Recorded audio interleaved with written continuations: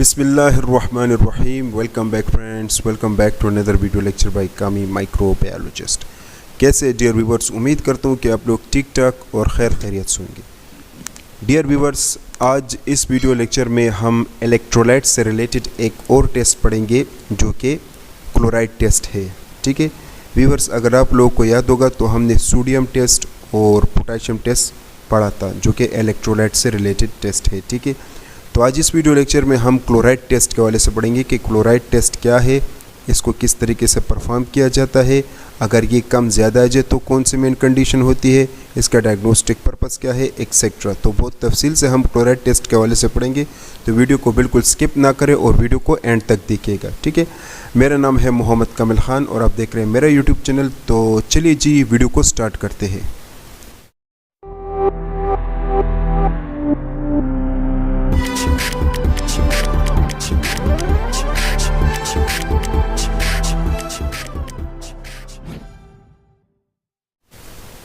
Viewers, सबसे पहले हम ये देखेंगे कि इस वीडियो के मेन कंटेंट क्या है, मतलब इस वीडियो में हम क्या पढ़ने जाएंगे। सबसे पहले व्यूवर्स हम ये देखेंगे कि क्लोराइड क्या है, फिर हम ये देखेंगे कि क्लोराइड टेस्ट क्या है, फिर हम क्लोराइड का फंक्शन देखेंगे, फिर हम ये देखेंगे कि क्लोराइड टेस्ट हम क्यों करते हैं या डॉक्टर ये टेस्ट क्यों रिकमेंड करता है, फिर हम ये देखेंगे कि इस टेस्ट को करने का प्रोसीजर मतलब तरीक़ेकार क्या है, ये टेस्ट किस तरीके से परफॉर्म किया जाता है, फिर हम इस टेस्ट का क्लोराइड टेस्ट का नॉर्मल रेंज देखेंगे और लास्ट में हम ये देखेंगे कि अगर मिसाल के तौर पर क्लोराइड खून में ज़्यादा या कम आ जाए तो इसकी वजह से कौन से कंडीशन हो सकते हैं या ऐसे कौन से कंडीशन है जिसकी वजह से क्लोराइड खून में कम या ज़्यादा आता है। व्यूअर्स, सबसे पहले हम इंट्रोडक्शन पर आते हैं। तो याद रखिएगा कि ये जो क्लोराइड होता है ये भी आपके पास इलेक्ट्रोलाइट होता है या केमिकल आयंस होता है, मतलब इसके ऊपर भी आपके पास चार्ज होता है। ठीक है, नेगेटिव चार्ज होता है और ये जो है आपके बॉडी में बहुत ज़्यादा अमाउंट में पाया जाता है यही क्लोराइड। ठीक है, और यही क्लोराइड जो है ज़्यादातर फ्लूइड, बॉडी का जो फ्लूइड होता है ना उसमें ज़्यादा मिकदार में होता है, जैसे कि ब्लड हो गया। ठीक है, याद रखिएगा कि व्यूवर्स, क्लोराइड आपके बॉडी खुद नहीं बनाता, तो ये भी मतलब खुराक के ज़रिए हम इसको हासिल करते हैं, स्पेशली वो खुराक जिसमें सोडियम क्लोराइड हो।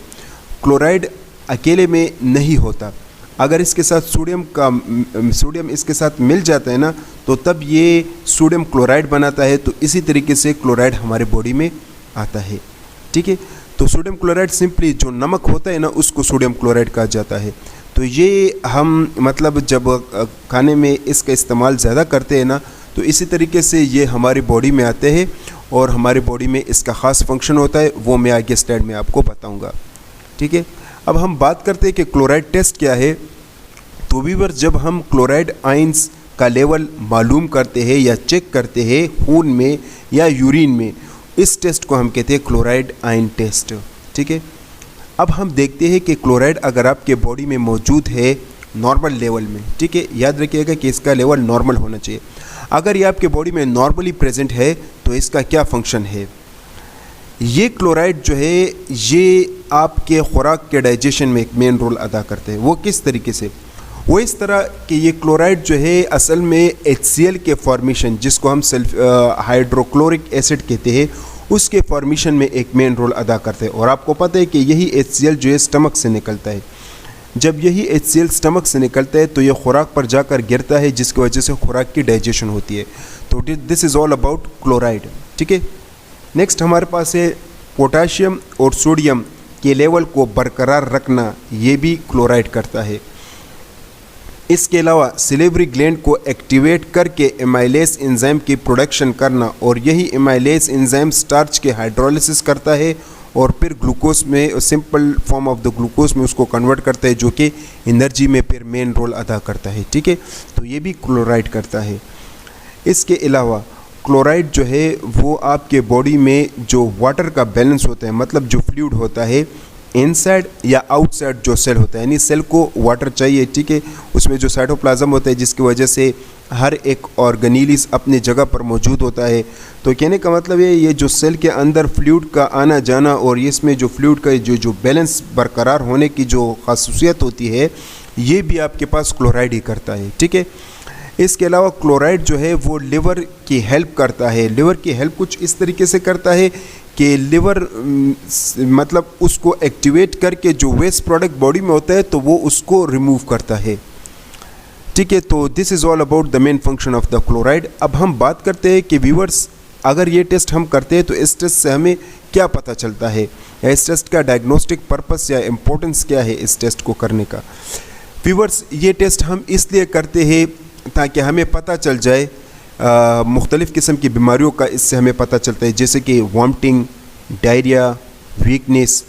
ठीक है, वॉमिटिंग उल्टियों को कहते हैं, डायरिया मतलब ये ख़ास किस्म लूज स्टूल को डायरिया कहा जाता है। वीकनेस कमज़ोरी हो गई या सांस लेने में जो दुश्वारी होती है उसको ब्रीथलेसनेस कहते हैं। फिट्यूगू थकावट को कहते हैं। डिहाइड्रेशन अगर बॉडी में वाटर का या फ्लूइड का लेवल कम हो तो उसको डिहाइड्रेशन कहा जाता है। ये ऐसे कंडीशन होते हैं कि इन कंडीशन में ये जो क्लोराइड का लेवल होता है वो एबनॉर्मल होता है। ठीक है, तो इन कंडीशन को जानने के लिए क्लोराइड का टेस्ट किया जाता है। नेक्स्ट, ये टेस्ट हम इसलिए भी करते हैं ताकि बॉडी में एसिड, बेस और फ्लूइड के बैलेंस का पता चल जाए। ठीक है, इसके अलावा इस टेस्ट को इसलिए भी रिकमेंड किया जाता है कि अगर मिसाल के तौर पर क्लोराइड का लेवल कम है तो इसके लिए कौन सा ट्रीटमेंट ज़रूरी है, या अगर क्लोराइड का लेवल कम है तो जो ट्रीटमेंट हम क्लोराइड के लेवल को नॉर्मल लाने के लिए इस्तेमाल करते हैं तो क्या वो ट्रीटमेंट अपना काम कर रहा है या नहीं। तो इस मकसद के लिए भी ये टेस्ट किया जाता है। ठीक है, साथ में किडनी के फंक्शन और किडनी डिजीज़ को मालूम करने के लिए भी इस टेस्ट को रिकमेंड किया जाता है। अब हम पढ़ते हैं कि अगर क्लोराइड आपके बॉडी में है तो इसका नॉर्मल रेंज क्या होना चाहिए। अच्छा, normal range age to age vary करता है। जो न्यू बॉर्न बेबी या इन्फेंट या दूध पीने वाले जो बच्चे होते हैं उसमें जो नॉर्मल रेंज होगा वो 96 से 106 मिली इक्विवेलेंट पर लीटर होना चाहिए। चिल्ड्रन में जो बच्चों में होता है इसका नॉर्मल रेंज 90 से 110 मिली इक्विवेलेंट पर लीटर होना चाहिए, जबकि बड़ों में इसका नॉर्मल रेंज 98 से 106 मिली इक्विवेलेंट पर लीटर होना चाहिए। तो this is all about the normal range. अब हम बात करते हैं कि जब ये टेस्ट हम परफॉर्म करेंगे तो हमें क्या रिक्वायर्ड है। तो इस टेस्ट को परफॉर्म करने के लिए आपको ब्लड चाहिए पेशेंट का, जेल ट्यूब, रेड टॉप या हेपरीन ट्यूब जिसको ग्रीन टॉप कहते हैं। ठीक है, इसके अलावा आपको येलो टिप चाहिए, आपको चाहिए सेंट्रीफ्यूज मशीन और ये इलेक्ट्रोलाइट एनालाइज़र मशीन आपको चाहिए। ठीक है, अच्छा व्यूवर्स, अब हम प्रोसीजर देखते हैं। सबसे पहले आपने क्या करना होगा, आपने ब्लड लेना होगा पेशेंट का जेल ट्यूब, रेड टॉप या ग्रीन टॉप में। फिर आपने इस ब्लड को सेंट्रीफ्यूज करना होगा ताकि इससे सीरम और प्लाज्मा जुदा हो जाए। सीरम जो है वो आपके साथ जेल ट्यूब अगर है या रेड टॉप है तो इससे सीरम जुदा हो जाएगा, लेकिन अगर आपके पास हेपरीन ट्यूब है तो इसमें से आपके पास प्लाज्मा जुदा हो जाएगा। जैसे आपके पास सीरम या प्लाज्मा जुदा हो गया फिर आपने उसको एडवांस मशीन पर रन करना है, यानी जैसे कि इजीलाइट एक इलेक्ट्रोलाइट एनालाइज़र हमारे पास होता है। ठीक है, अच्छा जी, अब किस तरीके से रन किया जाता है, टेस्ट का रन करने का प्रोसीजर क्या है, तो ये मैं ऑलरेडी एक्सप्लेन कर चुका हूँ। इलेक्ट्रोलाइट एनालाइज़र पर मैंने वीडियो बनाया है इजीलाइट। ठीक है, तो वहाँ पर आप देख ले, वहाँ पर इस टेस्ट को का तरीका आपको समझ आ जाएगा कि किस तरीके से इस टेस्ट को रन किया जाता है। अब हम बात करते हैं व्यूअर्स के, अगर मिसाल के तौर पर इलेक्ट्रोलाइट आपके खून में ज़्यादा आ जाए तो उस कंडीशन को क्या कहते हैं। अगर इलेक्ट्रोलाइट मतलब यही क्लोराइड की मैं बात करूं, अगर क्लोराइड आपके खून में ज़्यादा आता है तो इस कंडीशन को हम कहते हैं हाइपर क्लोरीमिया, और इसके जो मेन कंडीशन होते हैं वो है डायरिया। ठीक है, डायरिया इस वजह से होता है क्योंकि जब डायरिया होता है तो जाहिर है बॉडी से फ्लूइड निकलते हैं जिसकी वजह से ये बहुत कॉन्सेंट्रेटेड हो जाते हैं और ये आपके बॉडी में ज़्यादा क्लोराइड आता है। दूसरी बात ये कि जब डायरिया नहीं होता, फ्लूइड आपके बॉडी में अच्छा खासा होता है तो इसकी वजह से डाइल्यूट होता है, तो इसी वजह से यह नॉर्मल होता है। ठीक है, नेक्स्ट डायबिटिक एंसेफाइटिस।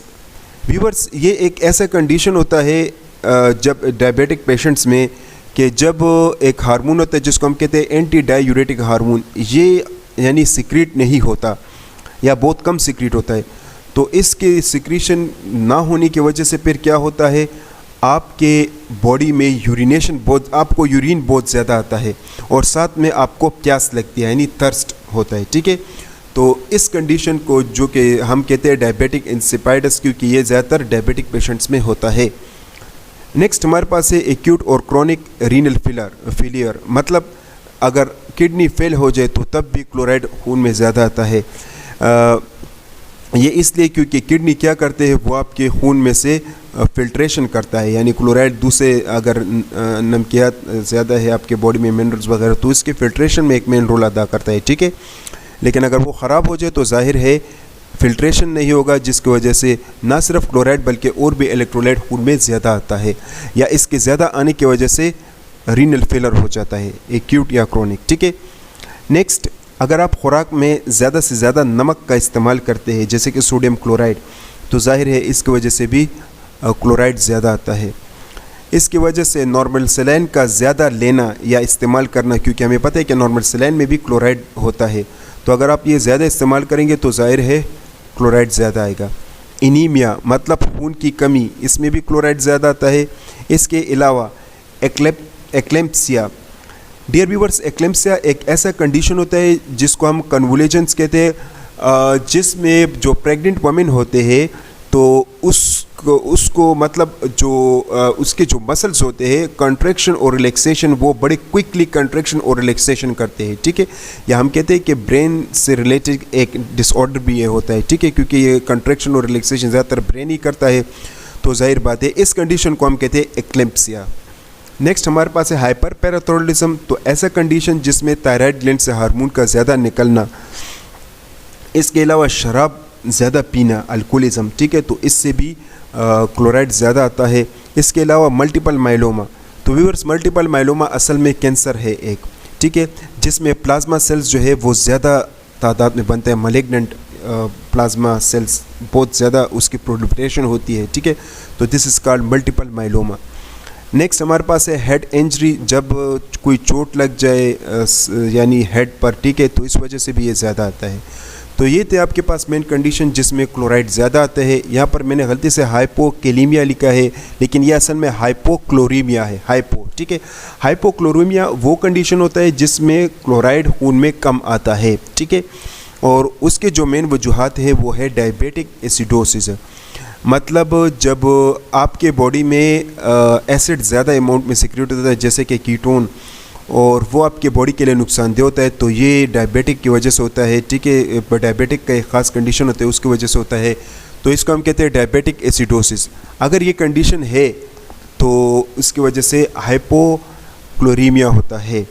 इसके अलावा हाइपोटेंशन यानी ब्लड प्रेशर का कम होना, इसमें भी हाइपोक्लोरीमिया होता है। इसके अलावा एक्यूट इन्फेक्शन में हाइपोक्लोरीमिया होता है। एडिसन डिजीज़, वही बात एडिसन डिजीज़ जिसमें कार्टिकोसोल और अल्डोस्टेरोन हार्मोन्स का सिक्रीशन होता है, ठीक है, इनफ सिक्रीशन नहीं होता। इसके अलावा हाइपोकैलेमिया और hyponatraemia, hypokalaemia means low level of potassium और hyponatraemia means low level of sodium.